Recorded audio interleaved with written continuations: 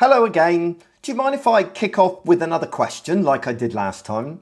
This time my question for you is, do you have a big idea? Maybe it's a digital product that you want to build or some software as a service platform. Maybe you want to do it for yourself, or maybe it's something you want to implement for your employer. In my experience, most of those people who work in the digital field have a big idea, and often many of them. But the trouble with big ideas is that they're a gamble. You could sink hours of your time and potentially a lot of money into developing a big idea only to see it fail. And when you need somebody else's money and permission to do it, it gets even harder as you have to convince them to take the gamble as well. But what if you could know with certainty whether your big idea was going to be a success or not before you went to the cost of creating it? What if you could prove to yourself or your boss or your client that it would actually work? You see, the problem with big ideas is that we've been approaching them in the same way pretty much since the beginning of the 20th century.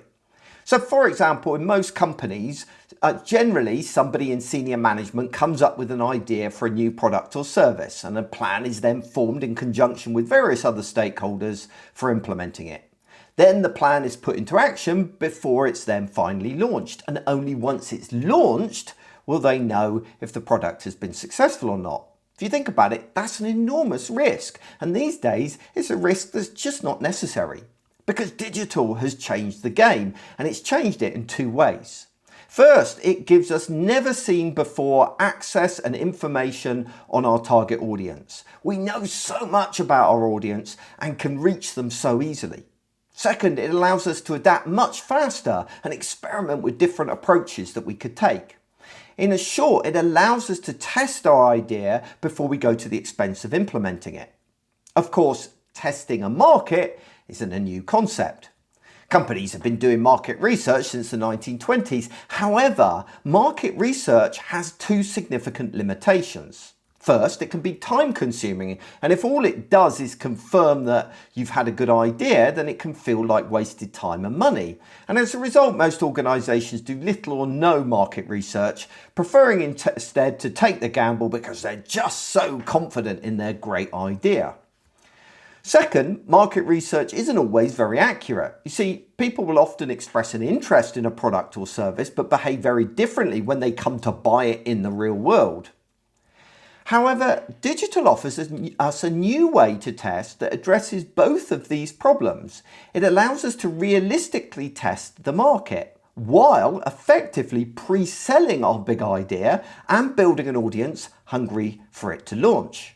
So how do we achieve this? Because that sounds amazing, that you can test the market before going to market.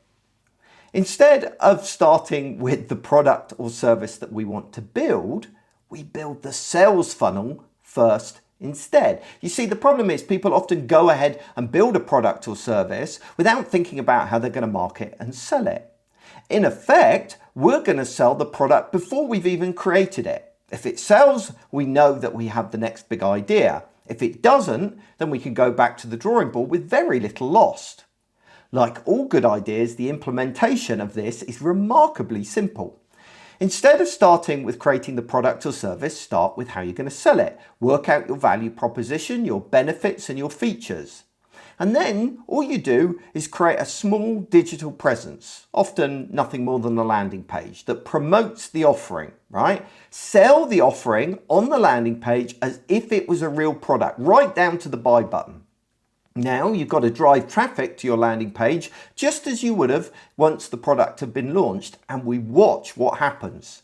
If users hit the buy button, you can inform them that the product isn't quite ready and then offer them one of two options. Either you can let them sign up for a waiting list, or you can allow them to pre-order.